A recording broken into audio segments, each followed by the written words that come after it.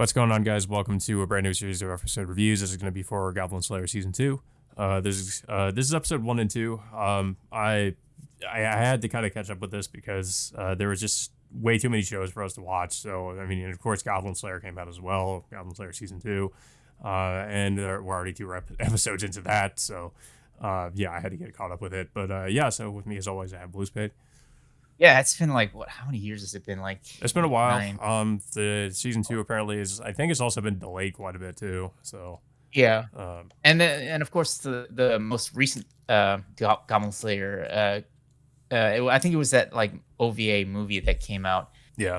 That that was mostly a side story in which Goblin Slayer and his team are rescuing, this adventure called the Noble Fencer.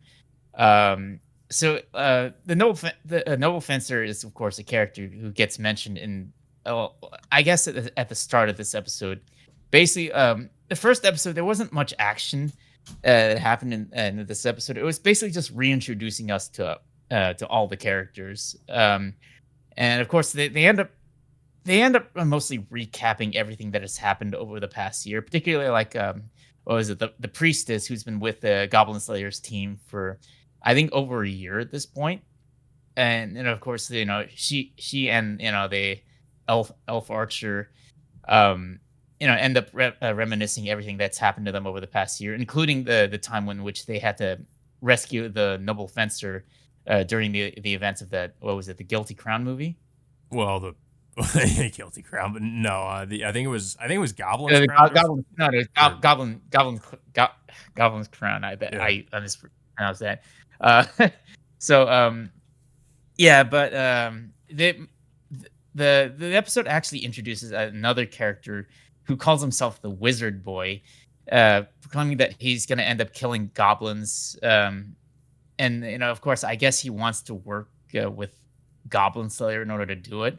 But of course, Goblin Slayer is initially reluctant to even take him in, due to like because of the Wizard Boy's like arrogant and foolish attitude, uh, like on how he's going about and wanting to kill goblins and such. Mm. Um, so it's just basically this the first episode. It's just basically like the Goblin Slayer and his team just getting introduced to this new character called Wizard Boy. Um, so like I haven't read the manga or anything like that. I don't know like how much of a role this character is gonna play, but it seems like he has some kind of like history with like one character in particular, or actually no, just two characters in particular. Probably by the end of the second episode. Um, so if eventually, like this leads. Okay, so this leads us into the next episode in which Goblin Slayer and his team, and along with the Wizard Boy, end up taking like this mission into like I think it was like I can't remember what location they were in. I think it was like a cave or like an abandoned temple or something like It that. was it was either like a cave or a mine, I guess. Basically, I guess some people who were, I guess, working around there were saying they had their tools stolen by one of the goblins, and one of the workers, I guess, chased after the goblin. Um, I forget what they were there for. I think they were like either trying to find them, or I guess in general just eradicate the goblins from the from that cave or the mine. Yeah. Eventually they do start running into goblins and they start killing them off one by one. But the Wizard Boy gets agitated, saying that that the team is moving too slowly in trying to rescue the hostages. So he basically just rushes on ahead.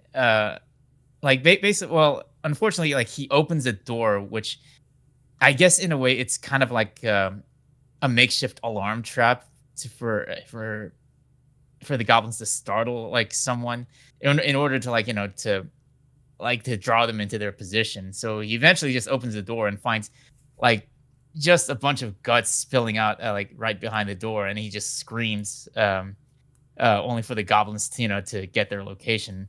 And then Mm. they hear another scream of like some kind of a female prisoner up ahead, and the Wizard Boy just foolishly just rushes up on ahead.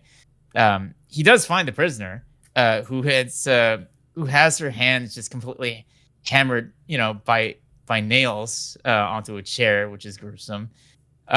Before got the boy gets surrounded by goblins and a giant troll. Yeah.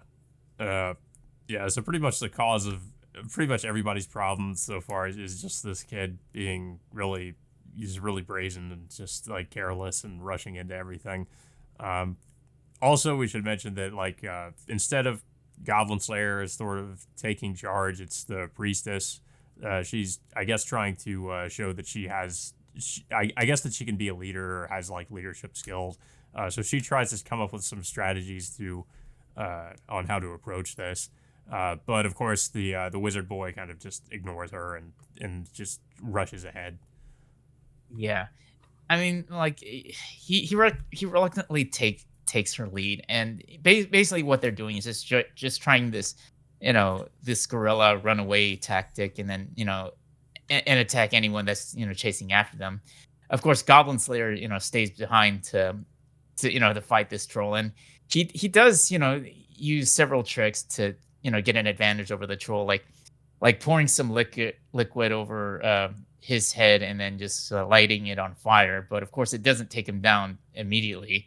Eventually, Goblin Slayer leads him back to his group, and they have him I think they use I don't know what kind of method they use. I think he has him pouring cold water over his head, which I guess He causes uses him his head. he uses the dwarf to use some kind of some either like some kind of acidic substance or something to pour over the troll, so that it creates some kind of hardened ice over him or something, or just like hardens his skin.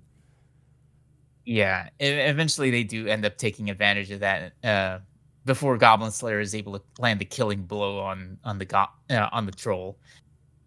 So with the mission complete, they go back to the guild house, and of course they end up celebrating for another successful mission. But of course the wizard boy, um, he's still I don't know, still brazen towards his teammates, and revealing that that his older sister was killed by goblins on her first quest, and was mocked by her classmates for it. Uh, and it's he reveals that of the specific way that that his sister was killed, and it was through a poisoned blade by the goblins. And of course, the priestess immediately recognizes that that she was one of her first teammates in from the very first episode. Yeah, yeah. So apparently, yeah. So his older sister was her, and I was kind of surprised by that. I didn't really see that coming. So I mean, that's kind of interesting how they kind of try to connect that. But I feel like at this point, when Goblin Slayer hears this, it kind of for the first time really, like we see him in a way kind of kind of break down. I mean, he just kind of doesn't really know what to do, because I feel like he kind of sympathizes or relates to the boy because his older sister, I think, if I remember correctly from season 1, I think we kind of get somewhat of his backstory. I think his older sister, I forget exactly what happened. She was either killed by goblins or something happened to her. So he can kind of relate to what happened with the boy. So when he hears this, he leaves the guild and sort of just goes off on his own and just kind of starts to takes his helmet off, because I mean he very rarely does that, but he takes his helmet off and starts just breaking down. And that is kind of where we end things off on the second episode. There was another thing. There's another thing I want to point out is Yeah. that people might miss out on. Goblins. Another reason why he also feels guilty is because he ended up mercy killing that wizard girl. Oh right, yeah. Well, I Because mean, also, yeah, it's what I think those were the first adventurers that we saw in the series. The ones that just got really badly just beaten by the goblins.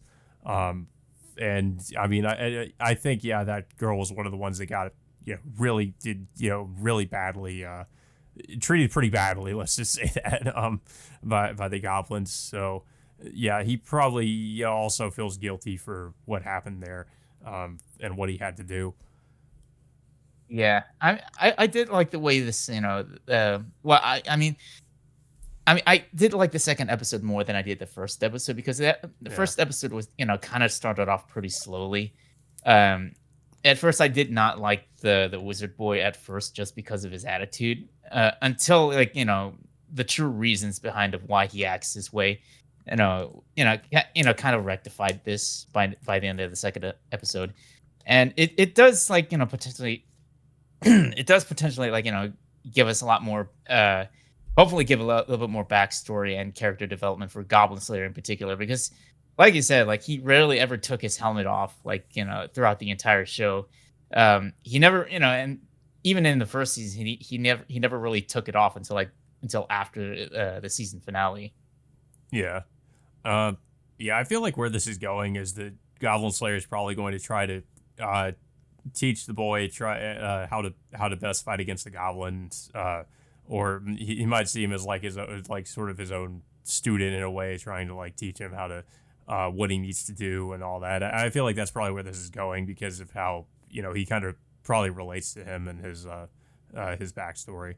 Um, But there's also the issue that both Goblin Slayer and the priestess were acquainted with the wizard boy's sister, yeah, and if like say I would, and based on like the kid's attitude, I think he will.